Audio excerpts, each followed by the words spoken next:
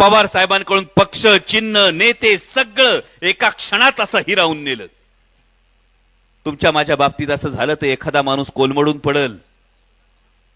आणि दिल्लीतले नेते गिधाडासारखे बसले होते टक लावून की आता महाराष्ट्र शरण जाईल, आता महाराष्ट्र गुडघ्यावर येईल. पण तो 84 वर्षाचा योद्धा उठला आणि तो म्हटला, मी झुकणार नाही, मी वाकणार नाही, मी लढणार,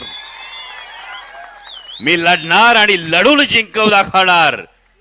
एवढंच सांगतो भावांनो. उतार वयातल्या बापाला हरू द्यायचं नसतं. उतार वयातल्या बापाला हरू द्यायचं नसतं. काही झालं तरी बापाला कधी विसरायचं नसतं. त्याच्या चेहऱ्यावरच्या सुरकुत्यात सुख होऊन व्हायचं असतं. आणि ही निवडणूक त्या बापासाठी लढायची आहे.